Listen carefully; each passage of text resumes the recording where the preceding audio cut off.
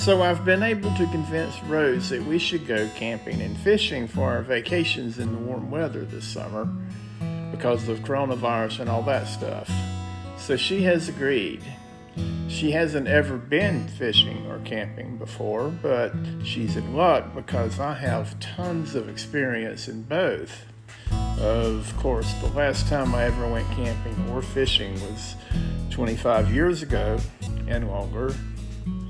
So, in order to make sure she has the best experience possible, I've been researching all the information I can find, and I have been purchasing all the equipment that I think will make her nice and comfortable on our camping trips. Not only has it been 25 years or more since I've been camping and fishing, I have also never done it in Oregon, all of my experience being in North Carolina. So the first thing I needed to do was find out where one goes fishing and camping here in Oregon. And for that, I found several smartphone apps that's helped me a lot. So I thought in this video, here on January 1st, when it's all cold and wet and raining outside, I would give you a rundown of apps that I have found helpful in preparing for our camping and fishing adventures to come. The first useful app I found is Recreationgov. With that, you can find all of the publicly supported campgrounds and recreational areas anywhere in the United States. You can trim it down to the local areas that you want to find. You can find out information about all of the campgrounds around that are government run. You can have reviews. You can even find out if there's cell phone coverage. You see maps of the campground,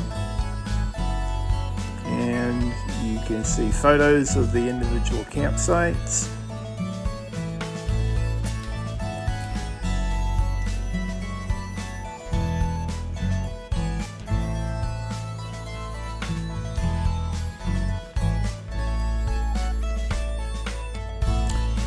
And you can find out what's at the facilities, what sort of recreational opportunities there are there, and what it's near, and all sorts of pertinent information like that about each campground.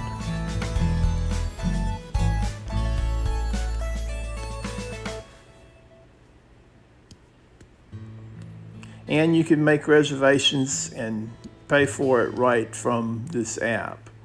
And this is our reservation for this summer at Pine Meadows Campground on the Cottage Grove Lake. HipCamp is an app that gives you information about private campgrounds in the area.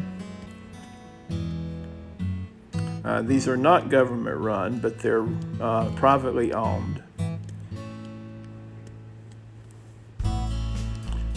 But in a similar fashion, it gives you information about what's available at the campgrounds, what you can do there, and so forth. All Trails will show you all the hiking trails if you're inclined to hike, to all the waterfalls and other scenic areas. It shows you maps. It tells you how to get to the trailheads.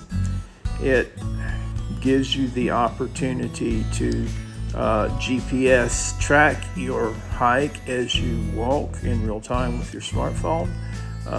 You can take and record pictures. You can leave your own reviews.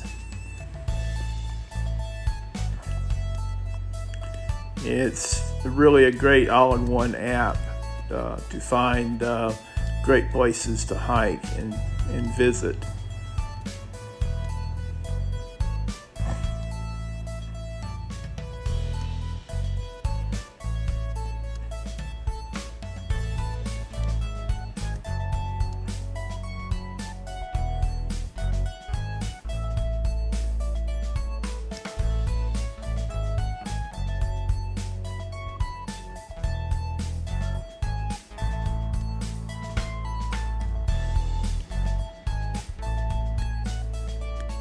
Fishing Spots is a social network of fishermen, and you can do a variety of things. You can follow fishing spots and people who are local or in any area really across the country.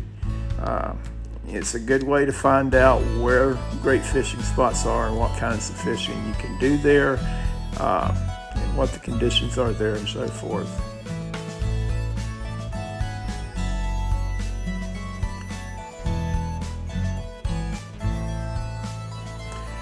iNaturalist is a great app. If you ever have been outdoors and wondered what kind of critter that was or what kind of plant that was, all you really need to do now is take a picture of it with your smartphone and use this app, and it will help you identify exactly what it is. It is sort of a social network of sorts where all your entries can be peer reviewed, and other people can see it and give recommendations as to what they believe it is. I've had a lot of fun with this app, and I've been able to identify a lot of critters and a lot of plants and flowers and such I see around me.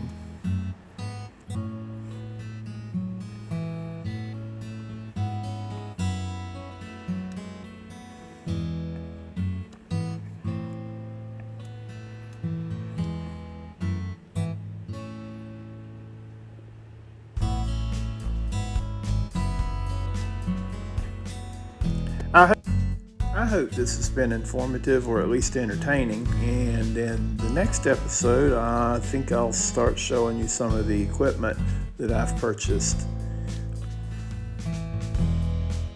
You should stay tuned for the whole series. That ought to be pretty entertaining.